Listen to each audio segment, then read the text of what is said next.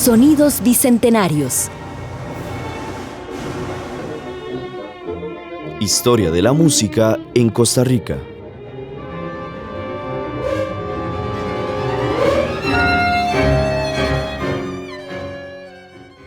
El programa de hoy está dedicado a la vida y trayectoria creativa del compositor costarricense Benjamín Gutiérrez, quien nació en San José en el año 1937. Para preparar este programa hemos consultado el libro Música Académica Costarricense del presente al pasado cercano de las autoras Ekaterina Chatzky, María Clara Vargas y Tania Vicente. Don Benjamín es descendiente del destacado chelista costarricense Pilar Jiménez. Siendo todavía un niño, inició sus estudios musicales con su abuela materna. En el año 1953, ingresó al Conservatorio de Música de la Universidad de Costa Rica, donde estudió piano con el maestro Miguel Ángel Quesada. En el año 1957, viajó a Guatemala tras recibir una beca y estudió piano y composición con el belga Augusto Ardenois en el Conservatorio Nacional de Música de dicha ciudad. Continuó sus estudios musicales en el New England Conservatory of Music de Boston, Estados Unidos, donde obtuvo el grado Master of Music en el año 1960. Al año siguiente estudia composición en Aspen, Colorado, con el compositor francés Darius Milhaud y en Ann Arbor con Ross Lee Finney.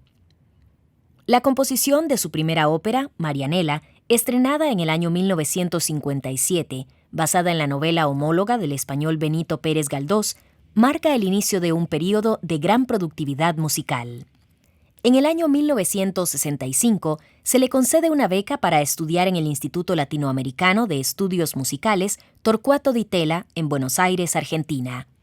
Es ahí donde se le reconoce el grado de compositor al máximo nivel con base en sus estudios de orquestación y composición que realizó con el renombrado compositor argentino Alberto Ginastera.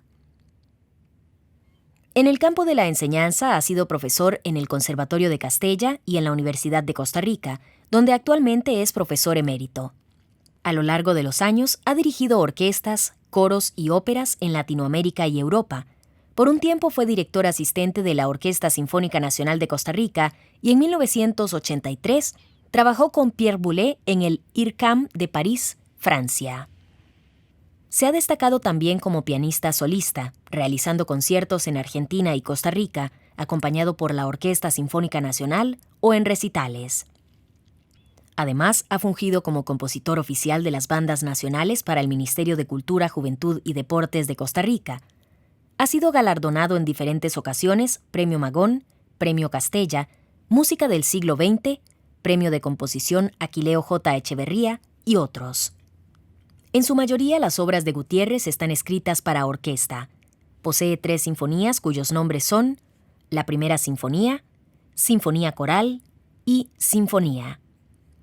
Entre sus conciertos para diferentes solistas con orquesta figuran los conciertos para clarinete, saxofón, flauta en do, violín, viola y marimba criolla. El propio compositor explica que la creación de dichas obras para solistas son producto de encargos recibidos por parte de diferentes músicos instrumentistas.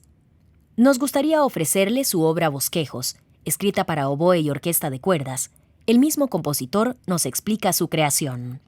Bosquejos para oboe y cuerda nace en la década del 70 con la llegada de los músicos extranjeros a formar parte de la Orquesta Sinfónica Nacional. Es la famosa revolución de ¿para qué tractores sin violines? Entre ellos llegó un uruguayo llamado Claudio Bondi, oboísta. Este muchacho, y digo muchacho porque en esa época vino muy joven, no tenía ni 25 años, era, como todos los oboístas, iracundo, pero controlaba muy bien su carácter. Y una vez yo le pregunté si es que él sufría al tocar el oboe, y me contó una anécdota muy linda, y por eso le dediqué la obra. Que Von Karajan regañaba a cualquiera de los músicos de la orquesta, menos a los oboístas o a los cornistas, porque siempre estaban en tensión y en actitud agresiva. Porque nunca se sabe si les va a salir la nota que ellos tienen pensada. El oboe, al igual que el fagot, es de doble caña. Son los dos instrumentos de doble caña que se escogieron en la época de Monteverdi. Después de que Monteverdi ya empieza a desarrollar la ópera en aquella época del siglo XVI, pues entonces las cañas hay que estarlas haciendo para cada concierto, hay que hacer unas cañas que las hacen a mano y todo. Es una tragedia el tocar oboe. Entonces entendí su enojo, lo cual nunca demostró. Y eso era lo que más admiraba en él, que conociendo la contención que él tenía cuando dirigía Gerald o dirigía yo, para no enojarse, me hizo acercarme a él para preguntarle por qué lo del carácter. Y entonces decidí, o le dije en ese momento que le iba a hacer un concierto para oboe y orquesta. Y me dijo, no, yo no quiero tocar en público, de solista. Así era él. Entonces yo le dije, bueno, déjeme por lo menos hacer un bosquejo de concierto. Bosquejo es lo que hacen los pintores cuando van a hacer un cuadro. Hacen un bosquejo primero y después empiezan a poner la pintura y ya con los colores que ellos han mezclado. Bosquejo no es un concierto. Lo que pasa es que le hice el bosquejo para oboe y cuerdas y él, al no querer tocarlo, porque él era así, yo se lo hice para oboe y cuerdas justamente para que no estuviera toda la orquesta presente, porque se molestaban mucho entre ellos y los de viento molestan mucho. Entonces lo hice solo para oboe y cuerdas. Y aún así no lo quiso tocar. Porque a Gerald no le gustaba dividir la orquesta en orquesta de cuerdas y orquesta sinfónica, porque era una orquesta clásica, que llegamos a tocar la sinfonía número 5, ya con trombones, allá por el año 1976. Fíjese lo que nos tocó, oír todo el clasicismo vienés y mozartiano durante 5 largos años. Don Benjamín, ¿quién estrenó su obra, Bosquejos? Jorge Rodríguez, y hasta la fecha seguirá siendo el único que la toque. Porque tal vez fue una falta mía. Me quedó tan difícil. Yo no era oboísta. La obligación era de Claudio Bondi tocarla y decirme que había quedado muy difícil. Entonces yo la hubiera simplificado. Generalmente uno escribe los conciertos para el solista. El solista tiene la libertad de modificarlos para sus limitaciones. Y enseguida escucharemos la obra Bosquejos, escrita para oboe y orquesta de cuerdas en una interpretación de Jorge Rodríguez en el oboe y la Orquesta Sinfónica Nacional bajo la dirección de Eddie Mora.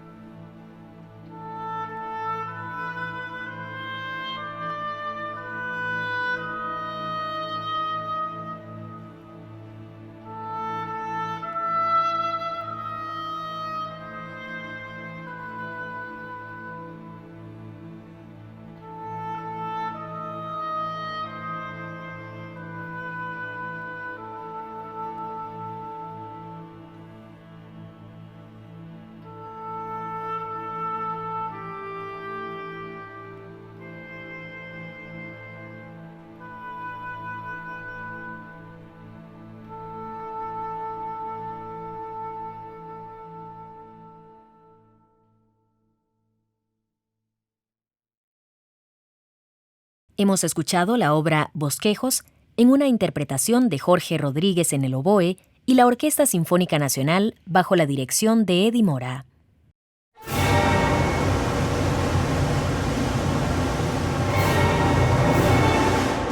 Sonidos Bicentenarios. Historia de la música en Costa Rica.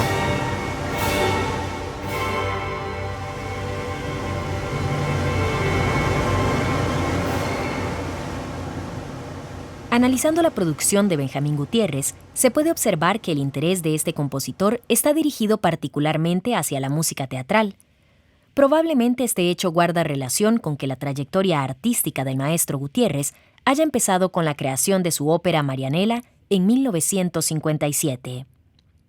Su catálogo contiene 2 óperas más, El pájaro del crepúsculo y El regalo de los reyes o Las dos Evas. Gutiérrez también escribe la música para 2 espectáculos teatrales. El primero, dedicado al poeta costarricense Jorge de Bravo, lleva el título Presencia de Jorge de Bravo, 1979, y está compuesto por poemas y música. El segundo espectáculo, escrito en 1986 para danza, coro, solistas y orquesta, lo consagró al 30º aniversario del asesinato del poeta español Federico García Lorca, y se tituló Fuego y sombra de Federico García Lorca, sobre el guión de Lil Picado. En el programa también queríamos proponerles la conversación de 2 músicos y el compositor en el vestíbulo del Teatro Nacional. Personajes: Eva, violinista; Luis, chelista; y Benjamín Gutiérrez. Acto primero. 2 músicos de orquesta se encuentran con don Benjamín Gutiérrez en el vestíbulo del Teatro Nacional un martes por la noche, después de un concierto presentado.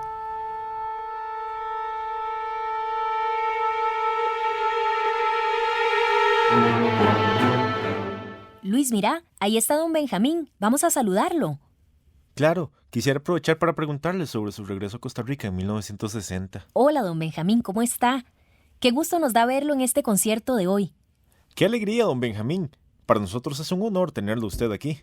A propósito de que lo vemos, don Benjamín, queríamos hacerle unas preguntas, si usted nos lo permite, pues sabe que admiramos de gran manera su trabajo y su vida es muy inspiradora en nuestro quehacer. Bueno, don Benjamín, es que para nosotros siempre ha sido una incógnita saber cómo fue para usted su retorno a Costa Rica en la década de los 60s. Y por eso queríamos saber cómo fue para usted volver a Costa Rica después de su trayectoria a nivel internacional. Costa Rica, antes de la década del 70, era una Costa Rica de músicos aficionados. Y al decir esto debo contar una anécdota brevemente. Así lo dijo Arnoldo Herrera en los años 50 en México. Y después de eso, como lo publicaron en la prensa, no lo dejaron nunca más dirigir acá. Don Arnoldo Herrera dijo que los músicos, cuando le preguntaron cómo es la orquesta de su país, nos dicen que usted es director de orquesta allá.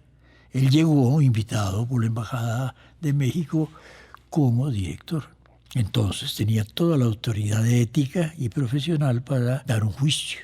Y dijo, no, la orquesta de Costa Rica no es profesional. Es de gente agradable de la alta sociedad que aprendieron a tocar un instrumento de cuerda y se unieron para hacer una camerata.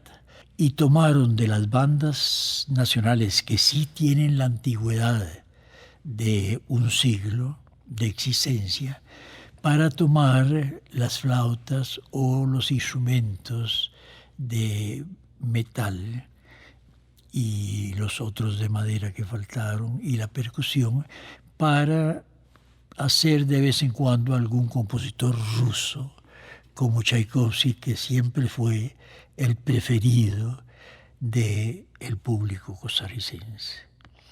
La 1812 se tocó en épocas en que casi fue una blasfemia hacerlo, porque para ello necesitaron pedir una banda, la banda de San José, tenían la cuerda, que eran gente que trabajaba en los bancos o profesionales, exquisitos, y un coro amateur también para cantar en ruso sin saber lo que decían. El célebre final que hace que la gente se levante de sus asientos. Era casi su época de aprendiz. Cuando yo regresé en 1960 a Costa Rica con mi maestría de Boston, Massachusetts, por supuesto que a los primeros que fui a saludar fue a José Luis Marín Pañeter, que tenía una maestría en piano, casado con Nuri Raventós, un personaje ya, que había sido profesor de piano cuando yo era estudiante de piano con Miguel Ángel Quesada. Entonces yo lo veía ahí en los pasillos, era elegantísimo, un hombre finísimo y casado con una dama exquisita. Y Walter Field, que no logró la maestría, pero que tenía el bachelor del New England Conservatorio en violín, lo cual fue un título que le dio una gran relevancia como violinista en Costa Rica. Don Benjamín, y por cierto, ahora que menciono a don Walter Field, ¿qué lo unía usted con él? Y desde entonces yo lo admiré y casi que se convirtió en mi profesor y amigo por las observaciones que hacía de mi música. Don Benjamín, ¿y musicalmente cuando regresó a Costa Rica sintió que algo había cambiado? Cuando yo regresé en 1960 me sentí libre, porque ya no tenía que pensar dodecafónicamente o atonalmente, como querían ellos. Don Benjamín, ¿y qué lo unió a usted en esa época al canto gregoriano? Entonces pensé en Gregorio, porque la música modal es un recurso polifónico que estaba totalmente obsoleto en la década de los 60. Se consideraba así. La Iglesia Católica, Apostólica y Guadalupana, en el caso mío, había dejado el latín para cambiarlo por canciones populares, que no tengo nada en contra de la canción popular, no. Pertenece al pueblo, como lo dice bien. Pero yo soy un académico. Para mí fue una pérdida el que se perdiera el canto gregoriano en las iglesias.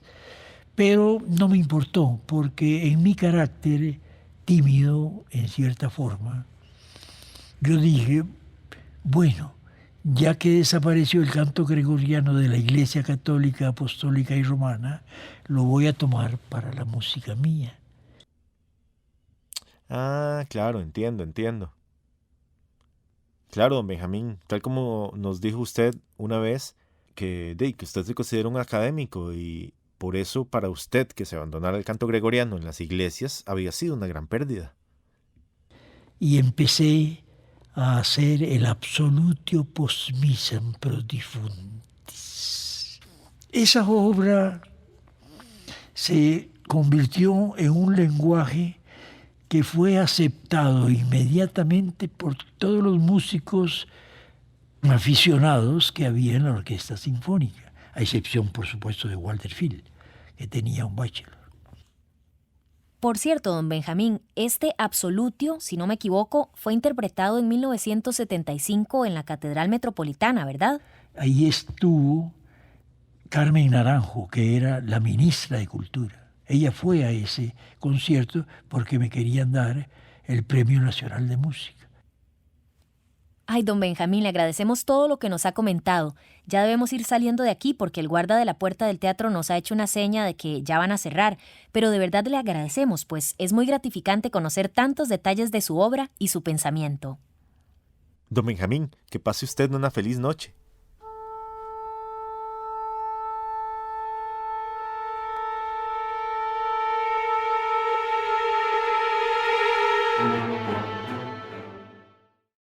El programa de hoy se ha dedicado a la trayectoria artística del compositor costarricense Benjamín Gutiérrez. En este, hemos consultado el libro Música Académica Costarricense del presente al pasado cercano de las autoras Ekaterina Chatsky, María Clara Vargas y Tania Vicente. La obra de teatro fue realizada por la filóloga Isabel Aguilar Ramírez. En esta han participado Benjamín Gutiérrez, Fabiola Cordero González y Adrián Brenes en la interpretación.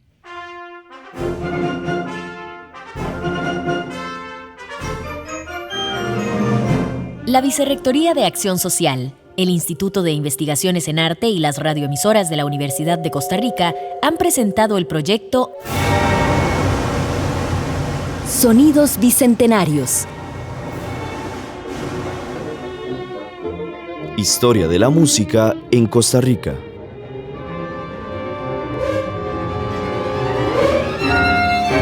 Los programas fueron realizados por Ekaterina Chatsky con el apoyo de Isabel Aguilar en la producción y Fabiola Cordero González en la locución.